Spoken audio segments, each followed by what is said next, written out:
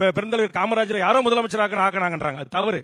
பெருந்தலைவர் காமராஜர் அவர்களுக்கு மெஜாரிட்டி இல்லாத போது என்னுடைய முன்னோர்களாக இருக்கிற பெருந்தலைவர் ராமசாமி படையாச்சியாரும் மாணிக்கவேல் நாயக்கரும் கொடுத்த ஆதரவில் தான் ராஜாஜி கொண்டு வந்த குலக்கல்வி திட்டத்தை எதிர்த்து ஆதரவை திரும்ப பெற்று இந்த நாட்டுடைய முதலமைச்சராக பச்சை தமிழன் காமராஜரை உருவாக்கிய அந்த மண்ணின் பூர்வீகுடி மக்கள் இத்தனை ஆண்டு காலம் நாங்கள் போராடி 108 சாதிகளுக்கும் 21 உயிர்களை பலிகொடுத்தும் கூட இன்னும் சாதிய வன்மத்தோடு இருக்கிறார்கள் வன்னியர்கள், அல்லது ஒரு சாதிக்குள்ளானவர்கள் என்கிற பெயர் இருக்கிறது.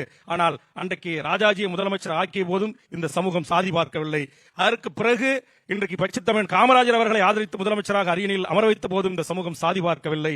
அதற்கு பிறகு பல தலைவர்கள் இந்த நாட்டுடைய முதலமைச்சர் அரியணையில் அமர்வதற்கு காரணமாக இருந்த போதும் நாம் சாதி வன்மத்தோடு நடந்து கொள்ளவில்லை. ஆனால் எங்களுக்கு பெயர் பாட்டாளி கட்சி என்றாலே இன்னைக்கு நான் பாட்டாளி அமைச்சர் வெளியே 16 வருஷம் ஆயிப்போச்சு.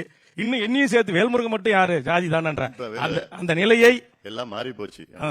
மகிழ்ச்சி. பாட்டாளி மக்கள் கட்சி அழைத்து இத்தனை சமூக தலைவர்களும் இத்தனை கட்சி தலைவர்களும் வருகை தந்திருப்பதே மாற்றத்தினுடைய தொடக்கம் அல்ல, மாறி இருக்கிறது என்கிற கூற்றை நான் வரவேற்று